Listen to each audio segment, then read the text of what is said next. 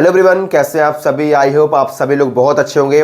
दोस्तों, आज का जो वीडियो होने वाला आप सभी के लिए बहुत ही इन्फॉर्मेटिव है। हम लोग बात कर रहे हैं रेलवे एनटीपीसी 2025-26 की जो न्यू वैकेंसी उसके बारे में। आप सभी जानते हैं कि इसके आवेदन है वो 21 अक्टूबर से स्टार्ट हो चुके हैं और 28 अक्टूबर से आपके अंडर ग्रेजुएट वालों के भी स्टार्ट होने वाले हैं। तो आज का जो वीडियो होने वाला है, इस वीडियो के माध्यम से हम लोग यही चर्चा करने वाले हैं। अगर आप लोग एनटीपीसी का आवेदन कर रहे हैं तो आवेदन करते समय आपको पोस्ट को प्रेफरेंस देनी होती है कि कौन सी पोस्ट को हमको पहले देना है, दूसरे पर कौन सी रखना है, तीसरे पर कौन सी रखना है। ये सारी चीजें आपको फॉर्म भरते समय आपको फिल करनी पड़ेंगी, क्योंकि अगर आप आपके कट ऑफ को पार कर गए और आपका फाइनल सिलेक्शन अगर आपका होता है तो आप जिस भी पोस्ट को नंबर 1 पर प्रेफरेंस देंगे आपको वही पोस्ट आपको दी जाएगी। आपको वही पोस्ट मिलेगी जिसको आपने अपने नंबर 1 पर दिया होगा। अगर नंबर 1 की अगर आपको कट ऑफ को पार नहीं कर पा रहे हैं तो फिर आपको नंबर 2 वाली जो पोस्ट आपने प्रेफरेंस में दी होगी वो आपको दी जाएगी। तो आपको बहुत ही तरीके से, बहुत ही आराम से आपको पोस्ट को प्रेफरेंस देनी है, क्योंकि अभी तो ऐसा लगता है मेरे भाई कोई भी पोस्ट मिल जाए वो हम लोग कर लेंगे, लेकिन जब आप जॉब में आ जाएंगे तो आपको पता चलेगा कि भैया कि कौन सी जॉब में क्या काम होता है, क्या वर्कलोड होता है, क्या आप उस लायक हैं भी या फिर नहीं है। खासतौर से बॉयज हो या फिर गर्ल्स हो, सभी के लिए हम लोग बात करने वाले हैं।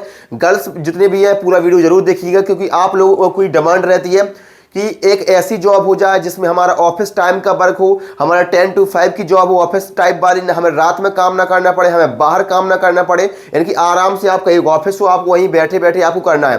तो इसमें इस प्रकार की भी पोस्ट आपको मिलेगी, तो उसको आपको बहुत ही आराम से तरीके से अपने अकॉर्डिंग आपको प्रेफरेंस देनी है। जिसमें आप बेहतर कर सके उसको आपको प्रेफरेंस देनी है। किसी के दूसरे के बहकावे में नहीं आना कि भैया मेरा दोस्त तो पहले पर स्टेशन मास्टर को भर रहा है, दूसरे पर टाइपिस्ट को भर रहा है तो मैं भी उसी प्रकार से भरूंगा। जिसमें आप सहज हैं, सरल हैं, उसमें आप कर सकते हैं, उसको ही आपको प्रेफरेंस देनी है। तो हम लोग बात करेंगे कि पोस्ट में प्रेफरेंस में आपको उसको आपको प्रेफरेंस देनी है, और सभी पोस्ट वाइज हम लोग जानेंगे कि इसका क्या काम होता है, वर्क प्रोफाइल क्या होती है, जॉब प्रोफाइल क्या होती है, इनके बारे में हम लोग बात करेंगे। और साथ ही साथ बात करेंगे सिलेक्शन कैसे होता है, ठीक है, सिलेक्शन प्रोसेस क्या होता है, एग्जाम पैटर्न क्या होता है, इनके बारे में हम लोग बात करने वाले हैं। और दोस्तों, वीडियो में आगे बढ़ने से पहले मैं आपको बता दूं, तो दोस्तों अगर आप एनटीपीसी की कंप्लीट तैयारी करना चाहते हैं तो दिशा पब्लिकेशन ने आपके लिए लॉन्च कर दिया 4th एडिशन गाइड। इस 4th एडिशन गाइड के माध्यम से आप कंप्लीट तैयारी कर सकते हैं। इसमें सॉल्व पेपर भी आपको मिलते हैं 2025 के, 21-22 के और 16-17 के, जिनको CBT 1 और CBT 2 दोनों के मिल जाते हैं, जिनको चैप्टर्स में डिवाइड किया गया है। कुल मिला के 45 चैप्टर आपको इस किताब में देखने को मिलते हैं। 45 चैप्टर को आपको 4 सेक्शन में डिवाइड किया गया है, मैथ्स, रीजनिंग, जीके, जीएस और साइंस। और प्रत्येक सेक्शन को आपको चैप्टर्स में डिवाइड किया गया है। चैप्टर को आपको थ्योरी, एक्सप्लेनेशन और MCQ के माध्यम से समझाया गया है। चैप्टर्स के बाद इसमें आपको डिटेल में सॉल्यूशन भी आपको मिलता है। साइंस की बात करें तो फिजिक्स, केमिस्ट्री, बायोलॉजी आपके 10th स्टैंडर्ड तक इसको आपको मिलता है। और कुछ स्पेशल चैप्टर भी आपके इसमें इंक्लूड किए गए हैं, जैसे कि रेलवे इन जनरल अवेयरनेस वगैरह। और 100% सिलेबस को कवर करेगी आपकी कंप्लीट गाइड। और हिंदी और इंग्लिश दोनों मीडियम में इस किताब को आप देख सकते हैं, परचेज कर सकते हैं। इसके अलावा दोस्तों प्रीवियस ईयर प्रैक्टिस के लिए इनका सॉल्व पेपर भी आता है, 43 year wise solve paper. Detail में सॉल्यूशन आपका मिलता है, हिंदी और इंग्लिश दोनों मीडियम में अवेलेबल है। तो इन दोनों ही किताबों को, चाहे वो आपका गाइड होगा या फिर आपका सॉल्व पेपर हो गया, आप दिशा पब्लिकेशन की ऑफिशियल वेबसाइट पर जाकर इनको आप परचेज कर सकते हैं। अभी इनकी दिशा पब्लिकेशन की ऑफिशियल वेबसाइट पर आपको 40% का भारी डिस्काउंट अवेलेबल है, और कूपन कोड मेरा यूज कर सकते हैं आप Academy 10 करके, जिससे आपको और एक्स्ट्रा डिस्काउंट जाके मिलने वाला है। तो दोस्तों एनटीपीसी के लिए जो आपकी गाइड मैंने दिशा पब्लिकेशन की बताई है, साथ ही साथ जो प्रैक्टिस सेट आपके लिए बताए बेहतरीन होने वाले हैं, आप सभी उनको परचेस कर सकते हैं। लिंक मैंने डिस्क्रिप्शन उसमें डाल दी, उसको आप चेकआउट कर सकते हैं। हम लोग बात करते हैं आपके एनटीपीसी 25-26 के सिलेक्शन प्रोसेस के बारे में। मेरे भाई, सबसे पहले तो आपको फॉर्म अप्लाई करना है। अगर आपने फॉर्म अप्लाई कर दिया होगा या आप आगे आने वाले समय में कर देंगे तो आपका 6 से 8 महीने के बाद, यानी कि आज से लेकर आपके लगभग 6 से 8 महीने आप मान सकते हैं, इतना समय आपके पास है। 6 से 8 महीने के बाद आपका एक एग्जाम करवाया जाएगा, जिसको आप CBT 1 एग्जाम कहते हैं। CBT 1 का मतलब होता है आपका कंप्यूटर बेस्ड टेस्ट, यानी कि आपका ऑनलाइन टेस्ट होता है। आपको ऑनलाइन कंप्यूटर के माध्यम से, आपका माउस के माध्यम से आपका एग्जाम करवाया जाता है, ठीक है। अब CBT 1 जो आपका एग्जाम होता है, इसमें क्या क्या आपका पूछा जाता है, कौन कौन सब्जेक्ट आते हैं, उसको आप देख सकते हैं यहाँ पर। इसमें आपके 3 सब्जेक्ट मेरे भाई पूछे जाएंगे। पहला आपका मैथ्स होता है, दूसरा आपका रीजनिंग होता है, तीसरा आपका जीके जीएस होता है, ठीक है मेरे भाई। और बात करें मैथ्स की, तो मैथ के यहाँ पर 30 क्वेश्चन आपके पूछे जाते हैं, रीजनिंग के भी 30 क्वेश्चन आपके आते हैं, और जीके जीएस के आपके 40 क्वेश्चन आते हैं। यहाँ पर ना आपकी हिंदी पूछी जाती है, ना यहाँ पर आपकी इंग्लिश पूछी जाती है। तो यहाँ पर आपको ओनली मैथ, रीजनिंग और जीएस आती है। और अब धीमे धीमे हम लोग बात करेंगे भैया मैथ्स का क्या सिलेबस होता है, क्या स्ट्रेटजी होनी चाहिए, कौन सी बुक लिस्ट होनी चाहिए। आगे आने वाले वीडियो में आपको ये भी बताऊंगा, तो वीडियो को आप लाइक कर देना, चैनल को सब्सक्राइब कर लेना। इसी प्रकार से आपके कुल मिला के 100 क्वेश्चन आपके CBT 1 में पूछे जाते हैं, 3 सब्जेक्ट आपके आते हैं और इसके लिए आपको 90 मिनट का समय मिलता है। तो CBT 1 में आपको 90 मिनट में आपको 100 क्वेश्चन करने होते हैं, ठीक है। और इसके लिए जो सेफ स्कोर कितना होना चाहिए इनके बारे में हम लोग बाद में बात करेंगे।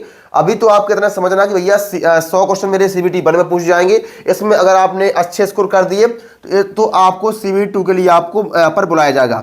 अब CBT 2 में कितने स्टूडेंट को यहाँ पर शामिल किया जाता है, तो मेरे भाई जितनी आपकी वैकेंसीज है, ठीक है, मान लीजिए 6000 लगभग आपकी वैकेंसी है, तो उसका 15 गुना लोग यहाँ पर CBT 2 का एग्जाम देंगे, 15 गुना लोग मेंस का एग्जाम देंगे, CBT 2 का एग्जाम देंगे।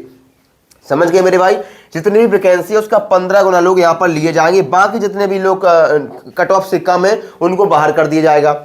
अब बात करें कि CBT 2 का एग्जाम आप देंगे। अब CBT 2 के एग्जाम में क्या पूछा जाता है, तो जो मेरे भाई आपने CBT 1 के एग्जाम में जो आपने सिलेबस कंप्लीट किया था, सेम वही सिलेबस, सेम वही सब्जेक्ट आपके CBT 2 में भी पूछ जाते हैं। बस थोड़ा सा आपको यहाँ पर अंतर देखने को मिलता है क्वेश्चन के लेवल का और टाइम मैनेजमेंट का, क्योंकि यहाँ पर आपका 90 मिनट में आपको 100 क्वेश्चन पूछ जा रहे थे, यहाँ पर भी आपको 90 मिनट का समय मिलेगा और 120 क्वेश्चन आपके यहाँ से पूछे जाने वाले हैं।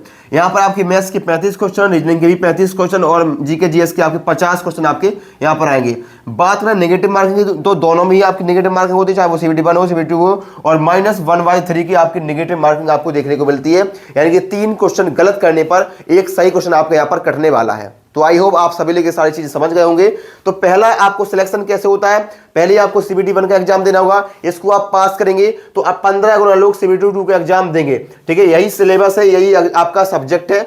अब इसको आप पास कर लेंगे तो 8 गुना लोग आपके टाइपिंग टेस्ट और साइको में बुलाए जाएंगे। अब कुछ आपके एग्जाम ऐसे हैं जैसे कि आपका टाइपिस्ट वाले जितने भी एग्जाम हो गए वहां पर आपकी टाइपिंग कंपलसरी है, लेकिन जैसे स्टेशन मास्टर हो गया, आपका गुड्स ट्रेन मैनेजर हो गया, वहां पर आपकी टाइपिंग कंपलसरी नहीं है, तो वहां पर आपकी टाइपिंग नहीं होगी, ठीक है। जहां पर आपकी टाइपिंग लगेगी सिर्फ वहीं पर आपकी टाइपिंग होनी है। बाकी आपका सिर्फ आपके 2 एग्जाम मेन है, ठीक है। तो यहाँ पर टाइपिंग जिसमें जरूरी है उसमें लगेगी, बाकी जिसमें साइको है उसमें साइको लगेगा, जिसमें नहीं है तो उसमें नहीं लगेगा, ठीक है। तो ये आपका, इसके बाद इसको पास कर लेंगे तो फिर होगा आपका डॉक्यूमेंट वेरिफिकेशन, यानी कि आपका DB के लिए बुलाया जाएगा। और DB के लिए मेरे भाई उतने ही स्टूडेंट बुलाए जाएंगे जितने की आपकी वैकेंसीज है।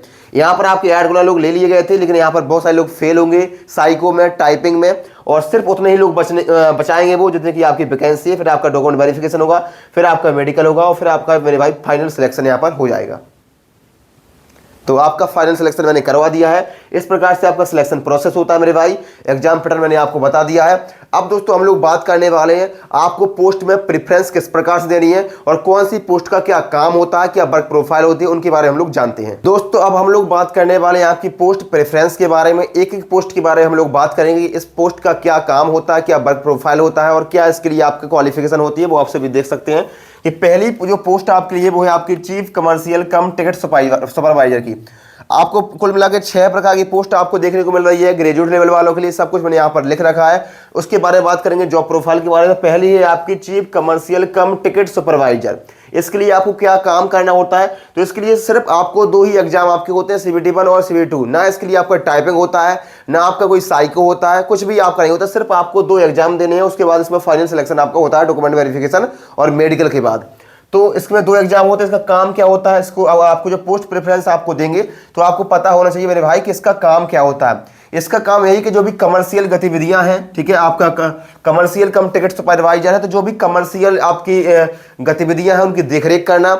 इसके साथ साथ जो भी टिकट बुकिंग होती है, जो भी रिजर्वेशन से संबंधित काम होते हैं, वो आपके इसी सुपरवाइजर के होते हैं, ठीक है। तो जितनी भी कमर्शियल गतिविधियां हो गई, इसके साथ साथ आपका लेवल 6 की जॉब आपकी होने वाली है, ठीक है, अच्छी जॉब होने वाली है, बड़ी जॉब होने वाली है। और टिकट बुकिंग रिजर्वेशन से संबंधित सारी जिम्मेदारी मेरे भाई इसी की होती है, ठीक है। और इसके बाद दूसरी जो पोस्ट होने वाली वो है आपकी स्टेशन मास्टर। स्टेशन मास्टर ये भी आपकी लेवल 6 की ही जॉब होती है। और इसके लिए आपको क्या करना होता है, तो पहले आपका CBT 1 का एग्जाम होता है, फिर आपका CBT 2 का एग्जाम होता है। इसमें भी आपकी कोई भी टाइपिंग आपकी नहीं होती, टाइपिंग इसके लिए जरूरी नहीं है। इसमें सिर्फ आपका CBT का एग्जाम होता है। बाद में CBT क्या होता है, तो एक साइको एग्जाम होता है, छोटा सा एग्जाम होता है, 1 दिन में ही खत्म हो जाता है। यानी कि आपके बेसिक थोड़ा फिजिकल आपको देखेंगे कि आपकी आंखें मजबूत हैं, आपकी आंखें की रोशनी अच्छी है, इस प्रकार थोड़ी सी आपको पढ़वाएंगे दूर से अक्षर दिखवाएंगे, इस प्रकार का काम यहाँ पर सीबेट में होता है। बाकी टाइपिंग वगैरह कुछ नहीं होता स्टेशन मास्टर में। और लेवल 6 की जॉब होती है। इसका काम क्या होता है तो मेरे भाई आप नाम से ही समझ सकते हैं कि स्टेशन मास्टर, यानी कि पूरे स्टेशन का जो मास्टर होता है, मैनेजमेंट करता है, वो आपका यही होता है स्टेशन मास्टर। इसका काम मेरे भाई यही है कि पूरे स्टेशन की देखरेख करना। इसके साथ साथ जो भी इसका सबसे आपका हाइपर वाली जॉब यही है मेरे भाई, सबसे ज्यादा वर्कलोड मेरे भाई इसी के पास से, क्योंकि पूरे स्टेशन के साथ साथ कौन से रूट से कौन सी ट्रेनें आएंगी, कौन से रूट से कौन सी ट्रेन जाएंगी, यानी कि पूरा लेखा जोखा करना एक एक ट्रेन का मेरे भाई। इस ट्रेन से फलानी ट्रेन आएगी, इस रूट से ये ट्रेन आएगी, इस रूट से ये ट्रेन जाएगी, इतने टाइम पर जाएगी, इतने टाइम पर आएगी, सारा मैनेजमेंट करना इसी का काम होता है। और यात्रियों की सुविधा करना, यानी कि इनको स्टेशन पर कोई भी समस्या ना हो, स्टाफ को मैनेजमेंट करना, तो ये सारा काम स्टेशन मास्टर को होता है। और इसके बाद तीसरी जो पोस्ट आपके लिए होने वाली वो है आपका goods train manager. Goods train manager, इसके नाम से ही आप समझ सकते हैं गुड्स मीन्स क्या होता है मेरे भाई। गुड्स मीन्स होता है वस्तुएं, ठीक है। तो जो भी आपकी वस्तुएं होती हैं, जो ट्रेनों के माध्यम से, मालगाड़ी के माध्यम से जो भी आपकी एक स्थान से दूसरे स्थान पर जाती हैं, उनको ले जाने का काम, उसके देखरेख का काम इसी का होता है, गुड्स ट्रेन मैनेजर का। अब इसका जो काम होता है वो एक जगह पर रहकर नहीं हो सकता, क्योंकि जो भी यात्री होगा, जो सामान होगा, वो एक जगह से दूसरी जगह पर आपको आवागमन करना, वो इसी का काम होता है। तो इसमें आपको आपका जो काम होता है फील्ड का काम होता है, यानी कि आपको स्टेशन, आपको ट्रेनों में यात्रा करने के पहले तो जो आपका काम होता है, जो आपकी ड्यूटी होती है, जो आपकी ज्वाइनिंग होती है, वो आपको मालगाड़ियों में यहाँ पर लगाया जाता है। मालगाड़ियों के माध्यम से आपको यहाँ पर स्टार्टिंग होती है। उसके बाद कुछ समय बाद आपका जो प्रमोशन वगैरह होकर के फिर आप पैसेंजर ट्रेन में यहाँ पर आते हैं। तो गुड्स ट्रेन मैनेजर का काम यही है कि माल ट्रेनों की देखरेख करना और माल की, यानी कि जो वस्तुएं हैं उनकी अच्छी तरीके से देखरेख करना, उनको एक स्थान से दूसरे स्थान ले जाना। इसके लिए आपका जो CBT 1 का एग्जाम होता है, फिर CBT 2 का एग्जाम होता है। ना कोई साइकिल होता है, ना कोई टाइपिंग होती है, सिर्फ आपके 2 एग्जाम होते हैं। फिर चौथी जो पोस्ट आपके लिए होने वाली है वो है आपकी जूनियर अकाउंटेंट असिस्टेंट कम टाइपिस्ट। अब इसमें टाइपिस्ट आपका आ गया है, तो इसमें आपका टाइपिंग भी होती है, यानी कि CBT 1 का एग्जाम होता है, फिर CBT 2 का एग्जाम होता है, उसके बाद टाइपिंग होती है। अब टाइपिंग आप करेंगे तो टाइपिंग आप ट्रेनों में चढ़ करके या मालगाड़ी में चढ़ करके तो आप वहाँ पर टाइपिंग करेंगे नहीं। आपका बाकायदा एक आपका ऑफिस होता है, उस ऑफिस में आपका 10 to 5 की या 10 to 6 की आपकी जॉब होती है। आपको कोई भी रात में आपका काम नहीं होगा, कोई भी फील्ड की नौकरी आपको नहीं करनी है, कुछ भी आपका मेहनत वाला उस प्रकार से काम यहाँ पर नहीं होता है, ना बहुत ज़्यादा जिम्मेदारी आपके पास है। सिर्फ आपको अपने ऑफिस में बैठना है और ऑफिस का जो वर्क है वही आपको करना है। इसमें क्या काम करना होता है तो टाइपिंग में, तो इसमें आपके अकाउंट से संबंधित जो भी आपके जैसे लेखा जोखा होगा, अकाउंट से संबंधित, वो आपको देखनी होती है। कुछ समय बाद यहाँ पर आपके जो भी जैसे सैलरी स्लिप बन रही किसी की, तो सैलरी स्लिप बनाने का काम भी आपका होता है। ये सारी चीजें अकाउंट से संबंधित, टाइपिंग से संबंधित काम आपका होता है। इसके बाद अगला जो पोस्ट है वो है आपकी सीनियर क्लर्क कम टाइपिस्ट की। ये भी आपकी टाइपिस्ट की जॉब है और क्लर्क की पोस्ट है। तो जो भी आपका रेलवे का क्लर्क होता है और उसकी जॉब आपकी यही होती है। इसमें भी आपका CBT 1 का एग्जाम होता है, फिर टाइपिंग होती है, CBT 2 का भी एग्जाम इसमें होता है। इसमें आपका जो भी काम होता है वो आपको यही होती है, जो भी फाइल से संबंधित है, जो फाइल को टाइप करना वगैरह। और क्लर्क से संबंधित है, आपका एक बाकायदा ऑफिस होता है, टाइपिंग करनी होती है, यानी कि आपका फील्ड का काम इसमें भी नहीं है। आपको कोई भी ट्रेनों में चढ़ करके यात्रा नहीं करनी है। आपका आराम से आपका एक ऑफिस होगा, उसी ऑफिस में आपको 10 to 6 की जॉब करनी है। 6 बजे के बाद आप फ्री हैं, आप घर जाइए, आप एंजॉय करिए, आपकी ज़िंदगी है, आप कुछ भी कर सकते हैं 6 बजे के बाद। लेकिन 10 to 6 आपको ऑफिस में बैठकर काम करना होगा। कोई भी फील्ड का वर्क यहाँ पर नहीं है। रात को आपको नहीं बुलाया जाएगा, रात में भी आप फ्री हैं, आप घर पर जाके सो सकते हैं आराम से, आप अपने बैठ के आराम कर सकते हैं। तो लड़कियों के लिए बेहतर पोस्ट होने वाली है, क्योंकि रात का कोई काम नहीं है, फील्ड का कोई काम नहीं है, ऑफिस वर्क आपके लिए होने वाला है। बस इसमें एक चीज आपको लगनी है, वही आपकी टाइपिंग, यानी कि जो आपको टाइपिंग जिसको आती है, बेहतर टाइपिंग है, तो वो यहाँ पर कर सकता है। इसके बाद बात करें अगली जो पोस्ट होने वाली है वो है आपका ट्रैफिक असिस्टेंट। ट्रैफिक असिस्टेंट की इसमें भी आपका CBT 1 का एग्जाम होता है, फिर CBT 2 का एग्जाम होता है, फिर आपका CBAT होता है, फिजिकल छोटा सा। उसके बाद बस आपकी फाइनल सिलेक्शन होता है। इसका क्या काम होता है तो ट्रैफिक असिस्टेंट है, जो भी सिग्नल से संबंधित, जो भी ट्रैफिक से संबंधित जो भी आपका काम होता है वो इसका काम होता है। तो 6 प्रकार की पोस्ट है। मैंने 6 प्रकार की पोस्ट का आपको काम डिफाइन कर दिया, जॉब प्रोफाइल मैंने बता दी है।